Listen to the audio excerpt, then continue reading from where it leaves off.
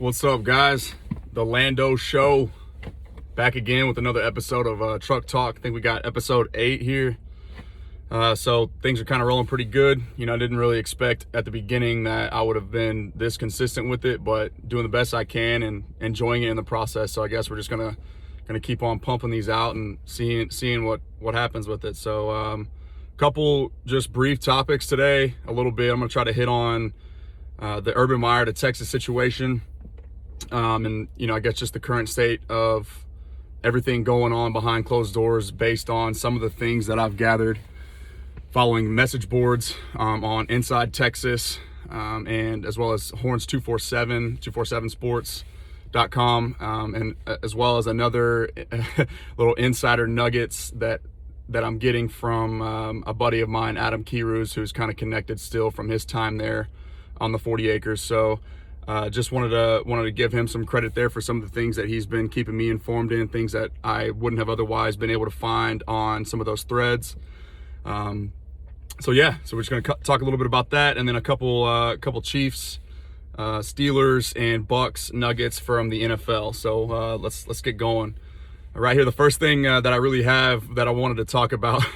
It's funny that, as big of a Texas fan as I am, as strongly and boldly as I've supported that program, it's kind of crazy. The most exciting part about it, or I guess I should say it this way, the worst part about being a Texas fan is that the most exciting part about it is new coach speculation, or just coaching speculation.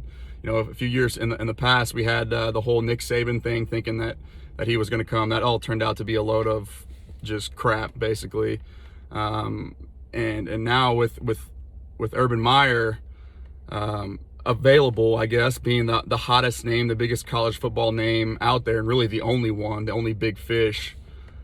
So those talks are starting to heat up and have been for a couple months now. And so we're just gonna get into a little bit of the logistics on why I do or don't think that may happen. So here's some of the things that we do know. We'll start with that, right?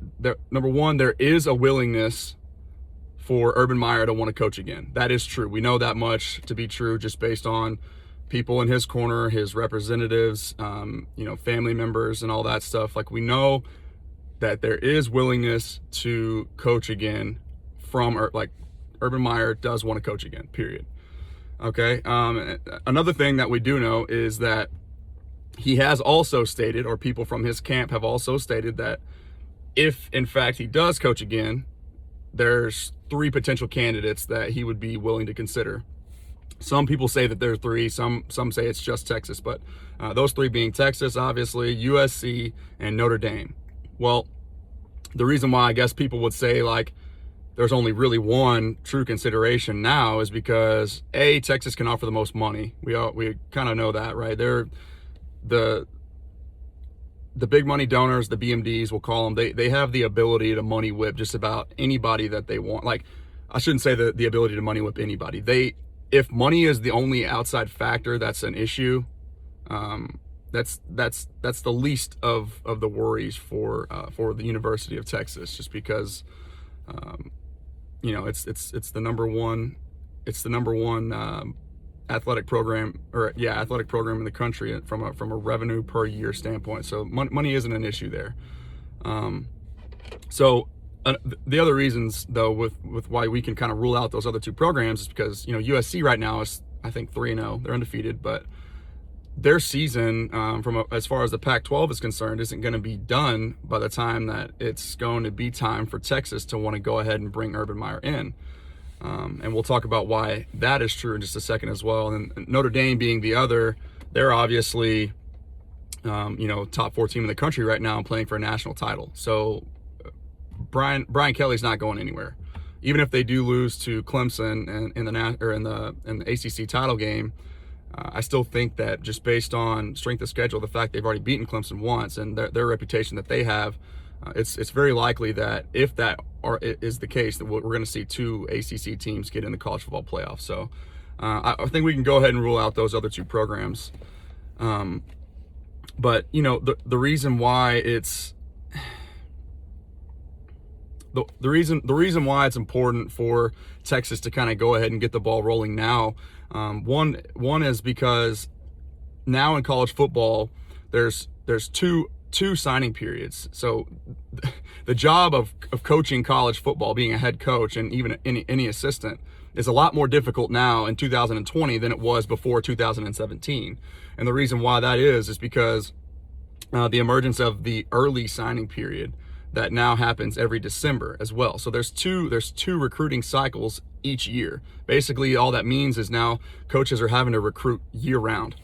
And so it just makes the job a little bit more difficult or more stressful because there's never a layoff at all when it comes to the recruiting point. And that's arguably the most important part of college football in general. You know, just the two most important components are recruiting and player development.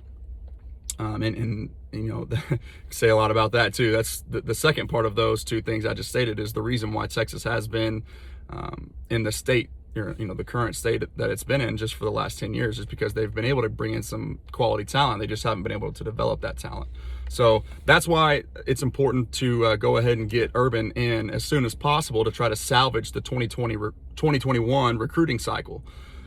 So we talked about Quinn Ewers decommitting in the 2022 class, but you know, we want to see, they're going to want to be able to secure and stabilize the recruits that they currently do have for next year's class as quickly as they can, just to make sure that, you know, all the guys that are currently committed and that are currently on the fence ready to make their commitment don't have any hesitations or drawbacks or, you know, what have you, based on just coaching instability. They're going to want to know what they're going to be playing for, who they're going to be playing for before they make that commitment. Okay, so that's important. Another key date to keep in mind regarding this scenario is actually tomorrow, December 1st.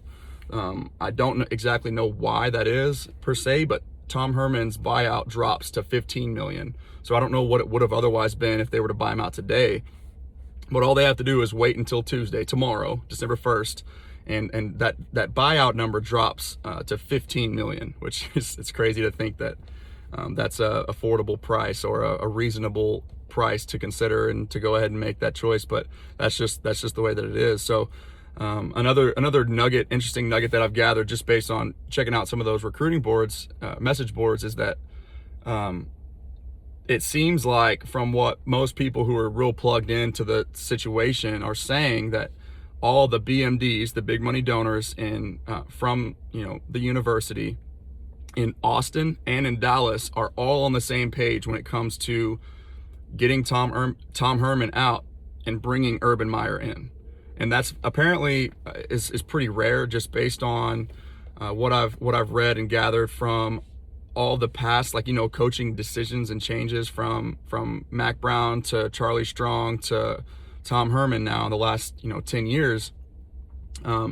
There hasn't always been kind of a sense of unity when it comes to everybody on the same page and wanting to make the same decision. So I think that's important to keep in mind too, is just that the university all kind of has the same idea of where they want to go. And so that's one reason why I do think that this is actually going to happen now. And it's not just from optimism or, you know, a false hope or whatever you want to call it. It's just, I think there's too many things in line right now that make a lot of sense, that make these rumors that we're hearing more than rumors. There's a snowball effect that's happening, and some of the things that we're learning and hearing are all already turning out to be true. And so based on another thing that I've gathered, you know, so again, credit to Adam Keyroos for telling me this last night. There was a meeting that was scheduled to happen late last night, Sunday evening, with Chris Del Conte, the athletic director, came over from TCU in 2017 as well, and Tom Herman, and I guess the rest of his coaching staff. Tom basically just wanted, you know, he the way Adam worded it, he said he was trying to force their hand, basically saying, hey, you know, give me a vote of confidence moving forward, or fire me now and, you know, get this thing over with. So, you know, kind of feel for the guy. It does suck to see him come in, and, you know, as excited as I was for his hire, being that just, you know, it was his dream job, and he's admitted that and been, you know, very public about that as well in the past. Just that gave me hope, just, you know, thinking that he was going to do anything and everything in his power to make sure that he righted the ship. But it's unfortunate that wasn't able to happen. But he had his chance, he had his 4 years, and now he's getting his check and he's getting out. So that's it's easy to feel bad for the guy, but at the same time, he's getting 15 million. I don't exactly feel sorry for you, So this is the state of Texas. This is football, and the people want to win. The fans want to win. The university, the alumni, the students, current students, and the players. The guys that go there and give their heart and soul to the program, like Sam Ehlinger most notably. Those guys deserve to win.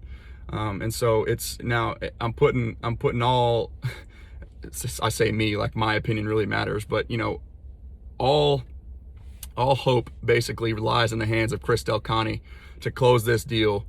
And I guess, University President Jay Hartzell, to go ahead and figure out a way to close this deal, whatever you got to do. It's absolutely necessary, and it's absolutely a must. Just because there is no backup plan. There is no other option really at this point. If you're moving on from Tom Herman, if you're not bringing Urban in, you're downgrading from the coaching position. So it just feels like Tom has always been right there in all the games that he's lost. It's a coming down to the wire, trying to get a stop last second, or get in field goal position, just to make a last game-winning kick like we saw this past Friday, I guess, with Cameron Dicker. But it should have never came down to that. So it just feels like he's always just a little bit behind being out coached, and he's still a young guy too. So it's not to say that he can't become one of the nation's best, but for right now, he's not the man for the job. And so it's time to move on. So I guess based on what I'm gathering, there actually has not been an official offer for Texas on the board, and we know that from Chip Brown, who stated that on 247 Sports. As of right now, there is no official offer sheet to Urban Meyer, but we do know that Texas is willing and has made it known that they are willing to spend not just the $15 million to buy out Tom Herman, but $60 million directly to Urban Meyer to pay him 5 years and $12 million a year. So 75 total, 15 of that being allotted to Tom's buyout, and the other 60 going to a 5-year contract for Urban Meyer. So those are the things we know, guys. And why would Urban want to do that? Well, if you can't really ever take the coach out of a coach, and so there were health concerns allegedly. We don't know how true those were. I think it's been proven that there were certain things regarding the migraines and all that, but he comes with baggage, I guess you could say, and so there might be a hesitation there, or people may have some reservations about bringing a guy like that in. But Tom Herman isn't the most perfect human being either, and so again, in the words of Adam, it's like if you're gonna employ bad human beings, I guess, or people that don't exactly have a clean and perfect history, you might as well employ one and win in the process. So, that logic kind of, I guess, makes a lot of sense to me. Nobody's perfect. We're all imperfect human beings, but if you're gonna employ somebody with baggage, you might as well go ahead and be winning in the process and hire a proven commodity who has won and at the highest level at 2 different schools. And so, it would be awesome to make that 3 now. So yeah, he's making, I think, right now $840,000, Urban Meyer, that is, working on the Fox set. So yeah, he's obviously, he's got himself a dang near a 7-figure contract to sit in a booth and talk about football on the Fox set. But if in fact he really does want to coach again, and there's going to be a school that's going to be willing to pay him over 10 times the amount of what he's already making, then it just seems, why not? What is holding someone back? And we already know his family has his back too. They're all on board with just him choosing to do what he wants to do, and regardless of if there are health concerns or whatever, as long as he has approval from his doctors and his family, then I don't really see any reason why it doesn't make sense for him to make that change and head down to Austin. Plus, it's a great place to live. He's got all the money in the world to recruit. It's obviously a recruiting giant.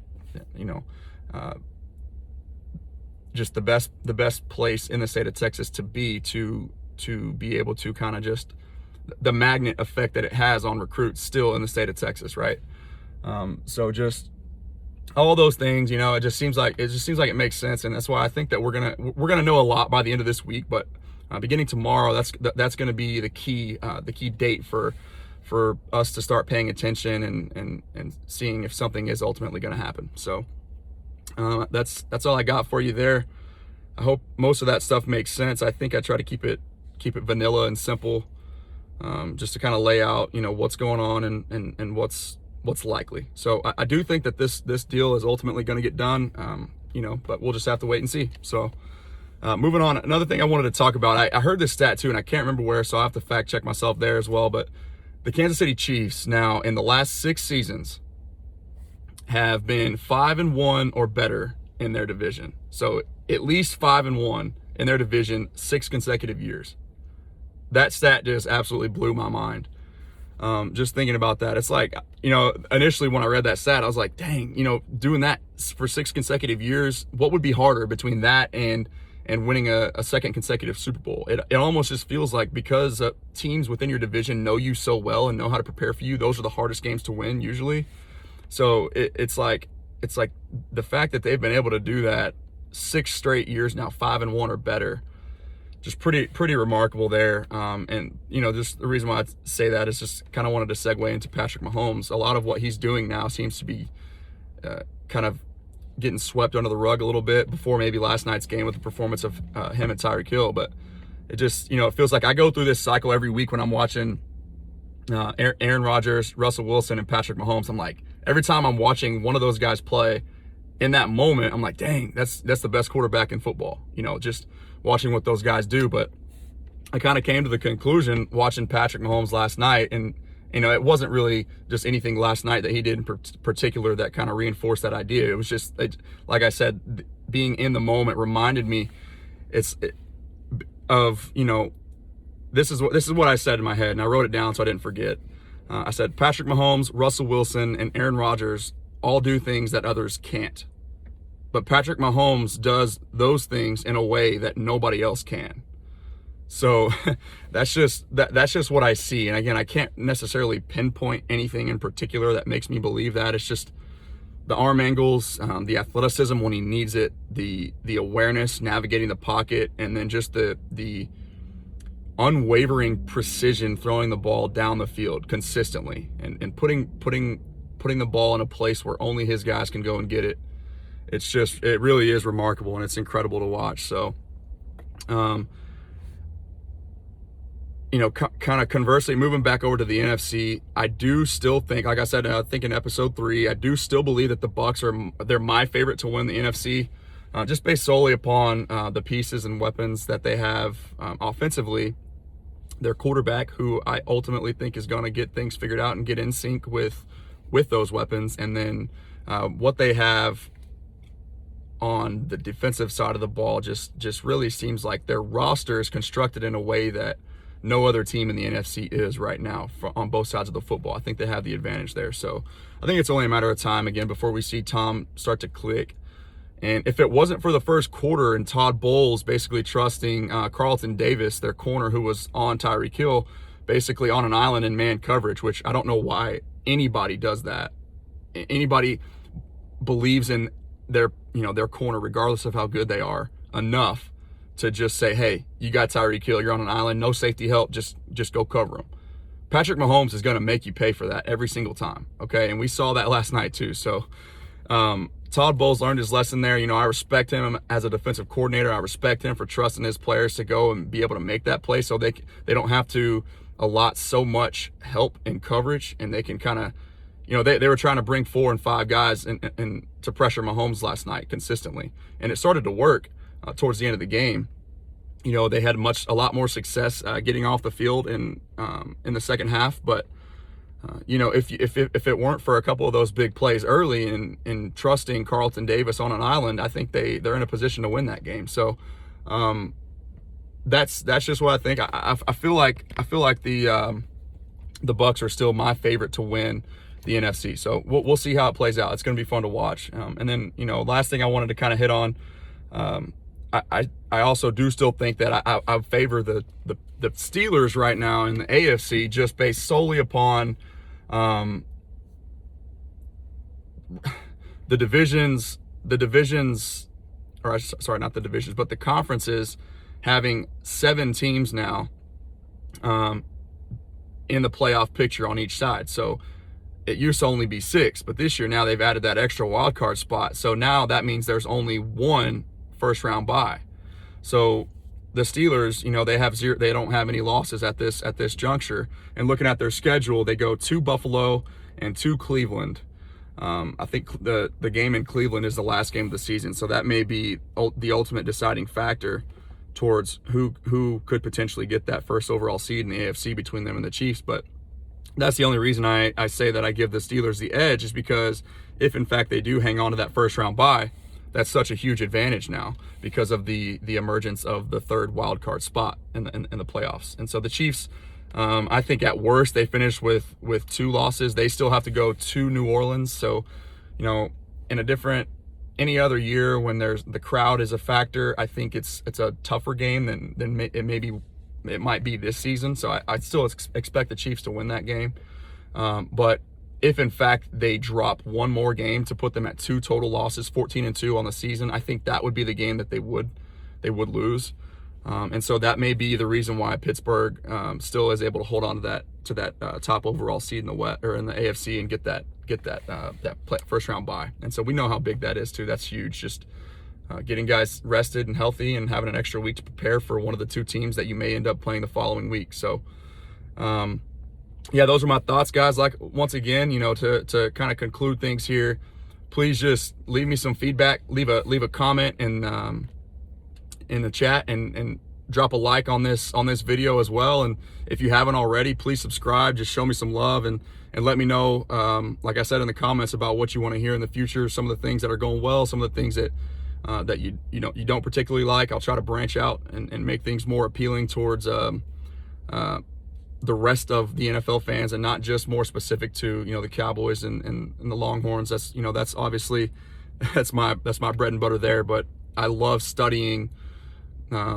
just tendencies and just sabermetrics, figuring out what good offenses and good defenses do well, and what how some of those trends can kind of help them be successful and keep their competitive advantage. So anyways, guys, like I said, still adapting, still learning on the fly here, but just having fun in the process. So drop me a like, drop me a comment, subscribe if you haven't already, and I'll catch you guys next week. Appreciate it.